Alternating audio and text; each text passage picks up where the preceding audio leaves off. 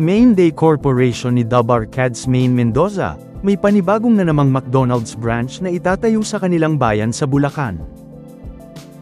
Alam naman nating lahat kung gaano nakasuccessful ang career ni Eat Bulaga Dub Arcades Main Mendoza sa entertainment industry. Mula sa kabi-kabilang mga projects at endorsements niya noon pa man hanggang ngayon, ay talaga namang hindi na matatawaran ang halaga ng kinikita niya mula sa mga ito. Gayunpaman, hindi hinayaan ni Main Mendoza na mauwi lang sa wala ang kanyang mga pinagsikapan sa pagtatrabaho. Dahil minabuti niyang i-invest ang kanyang mga kinikita sa pagnenegosyo, at isa nga dito ay ang pagkakaroon ng McDonald's franchise sa kanilang bayan sa Bulacan. Kaya naman si Main Mendoza ay hindi lang isang successful celebrity, kundi isa ring successful businesswoman na mayroon na ngayong multiple branches ng McDonald's.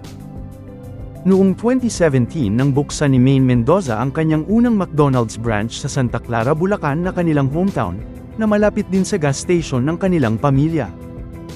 Nasundan pa ito ng Santa Maria branch at San Jose Muzon branch. Mayroon din siyang fries and dessert kiosk sa Pulong Buhangin at Cape Pambo.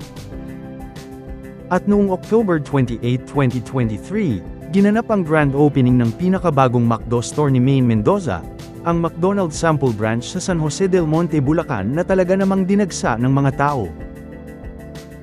Patuloy pa nga na nadadagdagan ang mga branches ng McDonald's franchise ni Dub Arcades Main Mendoza. Kamakailan nga lang ay inanunsyo ng Main Day Corporation ang pagkakaroon na nila ng building permit, business permit at ilan pang mga legal na dokumento mula sa local government unit ng Santa Maria, para sa itatayo nilang bagong McDonald's branch sa Arena Bypass. Malaking tulong nga din ang mga negosyong ito ni Main Mendoza para sa kanyang mga kababayan sa Bulacan. Dahil karamihan sa mga nagtatrabaho dito ay mga working students na talagang nangangailangan ng pinansyal para matustusan ang kanilang pag-aaral.